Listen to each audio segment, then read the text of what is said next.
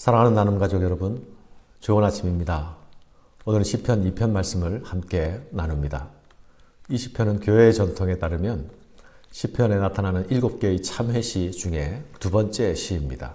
시편에는 7개의 참회시라 불리는 시편 7편이 있습니다. 시편 6편, 시편 32편, 시편 38편, 51편, 102편, 130편, 143편 등이 그것입니다.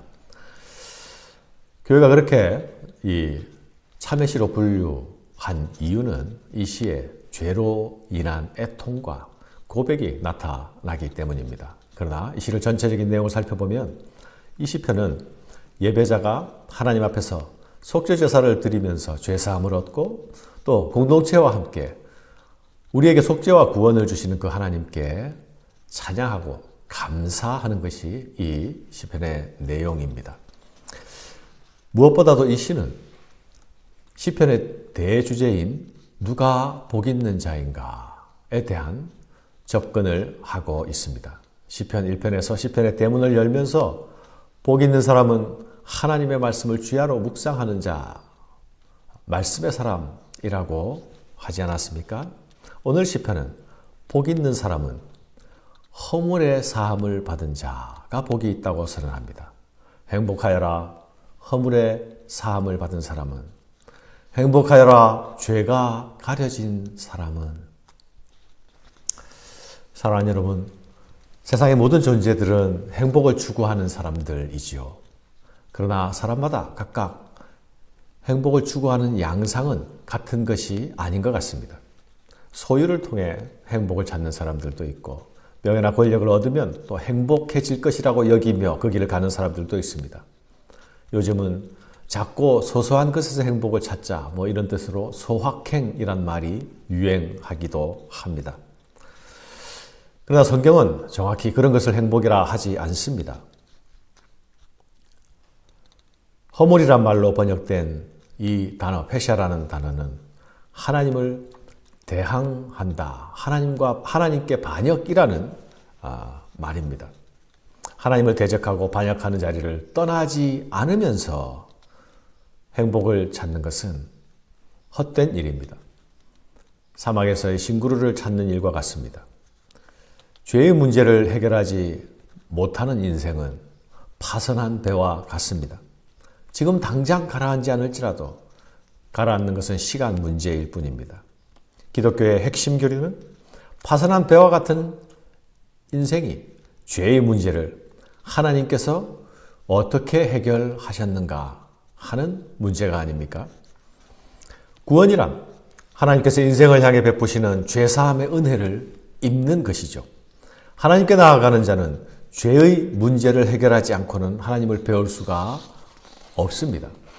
죄사함의 은혜는 성도 모두가 그리스도 안에서 이미 받은 은혜가 아닙니까? 그러나 죄사함의 은혜는 또한 성도가 지속적으로 받아야 할 은혜이기도 합니다. 우리의 죄를 위한 그리스도의 속죄는 단 한 번으로 영원한 효력을 발생시켰습니다.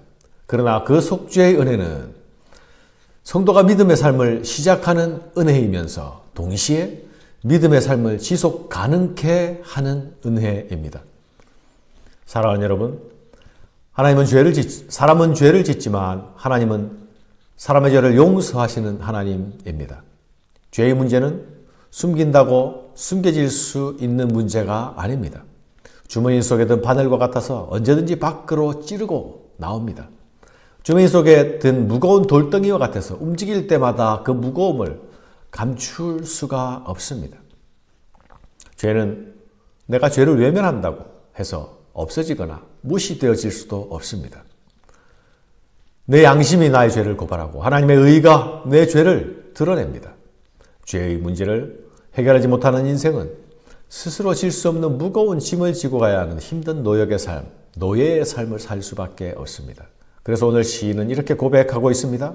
내가 입을 열지 아니할 때에 종일 신음함으로 내 뼈가 쇠하였도다. 주의 손이 주야로 나를 누르시오니 내 진액이 빠져서 여름 가뭄에 마름같이 되었나이다. 사랑하는 여러분, 죄의 문제는 하나님과의 관계를 가로막습니다. 하나님과 관계를 갈망하지만 죄가 하나님께 가까이 나아갈 수 없게 만듭니다. 이것이 죄의 고통입니다. 죄는 우리의 자유를 속박하며 우리를 노예로 만듭니다. 죄는 하나님과의 관계를 막고 우리를 혼돈의 고통과 탈진 가운데로 끌고 내려갑니다. 죄책의 고통이 없는 자들은 거룩한 의인들이 아니라 신앙 양심이 굳은 자들입니다. 사랑하는 여러분, 죄는 죄인이 숨겨서 해결될 수 있는 문제가 아닙니다. 죄는 하나님이 순결해 주셔야 해결됩니다. 우리는 죄의 문제를 스스로 해결할 수 없는 자들이라 성경은 말씀합니다. 우리가 해결할 수 없는 문제를 하나님께서 해결자가 되어 주셨습니다. 하나님이 해결해 주셨습니다. 성도란 이런 죄 용서의 기쁨을 아는 사람들이죠. 성도라 해서 결코 죄의 문제로부터 자유로운 것이 아니지 않습니까? 그러나 성도란 죄의 문제를 어떻게 해결할 수 있는지 그 길을 이미 아는 자들입니다. 죄를 용서하시는 하나님의 은혜를 입은 자들이기 때문입니다. 그래서 우리가 성도 되었기 때문입니다. 사랑하는 여러분, 복 있는 자가 누구입니까? 복 있는 자는 죄를 짓지 않는 자라 말하지 않습니다. 복 있는 자는 죄의 용서를 받은 자라 성경은 말씀합니다. 허물의 사함을 받고 자신의 죄가 가려진 자가 복이 있도다. 마음에 간사함이 없고 여호와께 정죄를 당하지 않는 자가 복이 있도다. 사랑하는 여러분, 하나님은 우리의 죄를 아십니다. 우리의 죄의 고통도 아십니다.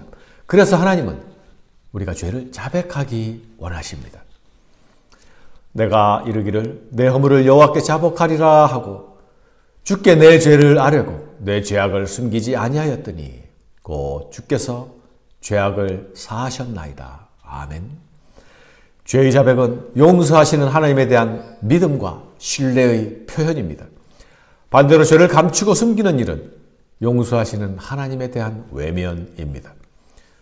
진정한 복 있는 자는 죄를 지을 수밖에 없는 연약 가운데 있을지라도 죄를 해결해 주시는 하나님을 향한 신뢰의 손을 놓지 않는 자입니다. 그가 사죄하시는 하나님의 은총 아래 거할 수 있게 될 것입니다. 의인은 죄를 짓지 않는 사람이 아니라 죄를 용서받은 자들입니다. 자신의 동굴 안에 숨은 자가 아니라 하나님의 은혜의 그늘 아래 숨은 자, 그가 의인입니다. 성도란 죄인으로 나아가지만 결국 감사의 찬양을 드리는 자입니다. 죄인으로 나아감과 감사의 찬양 드림, 그 가운데 무엇이 있습니까? 사죄하시는 하나님의 은총이 있습니다. 예배자는 이 은총의 하나님을 믿고 나아가면서 이 은총의 하나님을 경험하며 예배합니다. 예배자가 드리는 감사와 감격에는 용서에 풍성하신 하나님의 은혜가 자리하고 있습니다. 이 은혜는 우리가 일생에 단 한 번만 경험하고 마는 은혜가 아닙니다. 예수 믿을 때에 단 한 번 필요한 은혜가 아닙니다. 이 은혜는 하나님께 나아갈 때마다 경험해야 하는 은혜입니다. 이것이 우리가 예배 때마다 드리는 사죄의 찬송의 의미입니다. 사랑하는 여러분, 용서하시는 하나님의 은혜는 결코 마르지 않는 샘물과 같습니다. 이 은혜를 구하는 자마다 그 샘물을 마시게 될 것입니다. 그 은혜를 어떻게 구할 수 있습니까? 죄의 고백을 통해 그 은혜를 구합니다. 오늘 시인의 마지막 찬양이 어떻게 드려지고 있습니까? 악인에게는 많은 슬픔이 있으나 여호와를 신뢰하는 자에게는 인자하심이 두르리로다. 너희 의인들아 여호와를 기뻐하며 즐거워할지어다. 마음이 정직한 너희들아 다 즐거이 외칠지어다. 죄를 짓지 않는 자가 의인이 아니라 죄를 고백하는 자가 의인임을 기억합시다. 죄를 지은 자가 악인이 아니라 죄를 고백하지 않은 자가 악인임을 기억해야 합니다. 죄를 고백한 죄인들이 의인이며 마음이 정직한 사람들입니다. 그가 진정한 예배자가 될 수 있습니다. 그가 하나님을 기뻐하며 즐거워할 수 있습니다.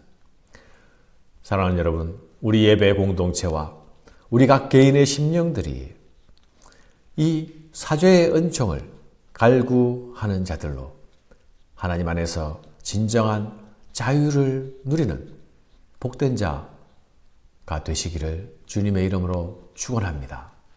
감사합니다.